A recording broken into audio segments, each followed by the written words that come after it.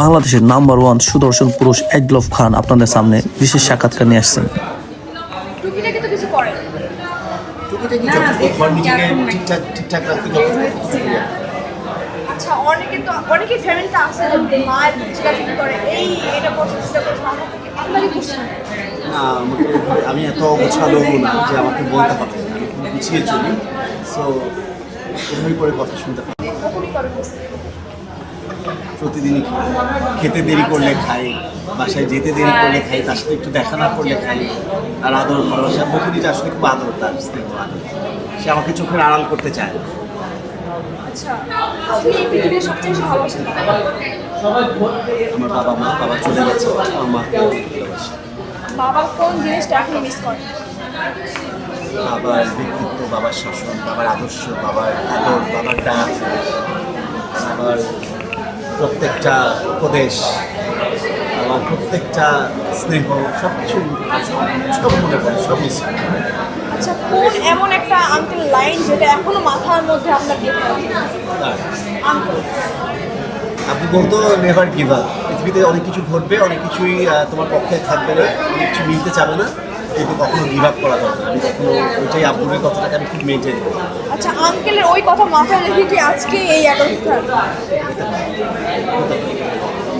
আচ্ছা, অ্যাডলফ খান Valentine day কিভাবে পালন করছে?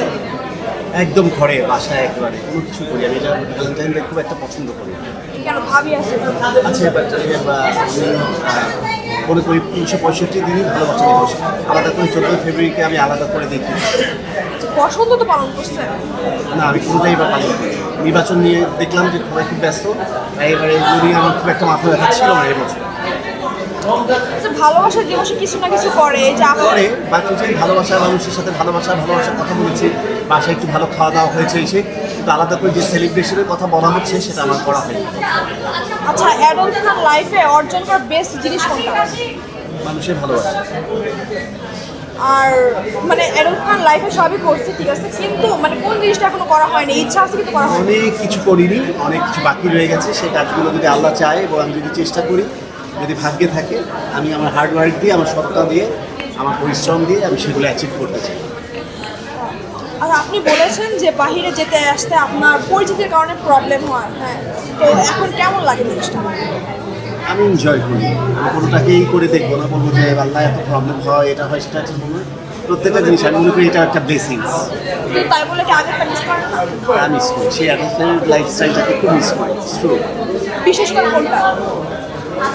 এই যে একা বসে খাওয়া, একা বসে কোথাও যাওয়া, একা বসে একটা জিনিস চুজ করা। একটা শপিং মলে গেলে এখন একটা জিনিস দাম করতে পারি না, যেটা আগে আমার জন্য সহজ ছিল। আচ্ছা, অ্যাডলফ খান যখন বেশি রাগ উঠে যায় মাথায়, তখন কি করে? চুপ করে থাকি, কথা বলা বন্ধ করে দিই। তো কথা বলাই কেন অফ করতে হবে? অনেকে আছে তো মারধর করে।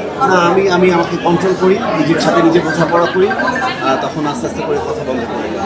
আচ্ছা, এমন কি কখনো হয়েছে যে এত পরিমাণ রাগ উঠেছে ঠাস করে মেরে দিচ্ছে?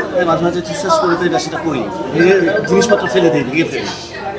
আমার কিছু মনে হয় না। ভাই ডিস্টার্ব করে। ইট ইজ হ্যালো, নামতেছি আমি লিফটে। ইট ইজ এক মিনিট। আচ্ছা, তখন অন করছেন?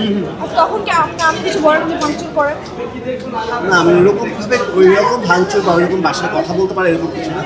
নিজের জিনিসের বা নিজের উপরে একটু টর্চার করি। এই মানে হঠাৎ করে হয়তো একটা হাতে একটা জিনিস ছিল, ছুঁড়ে মারলাম। আমি ডিস্ট্রয় করতে পছন্দ করি। আমি সব জিনিস খুব যত্নশীল, যত্ন করেই রাখি। রাগটা হলে আবার অন্যভাবে অ্যাপ্লাই করি।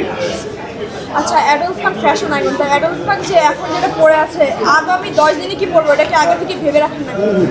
আগামীকাল একটা অ্যাওয়ার্ড প্রোগ্রাম, ফ্যাশন শো আছে, সেখানে আবার কালকে কী করবো সেটা আমার রেডি করা আছে। আগামী 10 দিনের আছে বেশ কিছু। আগামী 10 দিন না হলেও 5-6 দিনেরটা রেডি আছে। আচ্ছা, 5-6 দিনটা আবার হতে আবার বাকি 5-6 দিনেরটা রেডি করে ফেলবো। আচ্ছা, এটা কিভাবে করে? ওই যে বললাম যে যেটা নিয়ে থাকে সে তার কাজগুলো সেভাবে করে গুছিয়ে ফেলি। বালিশের নিচে কিছু আছে? সিক্রেটটা বলে দেন। না, আমার কিছু নেই। আমার সাথে আমার আল্লাহ আছে। আচ্ছা, অনেক শুভকামনা তো।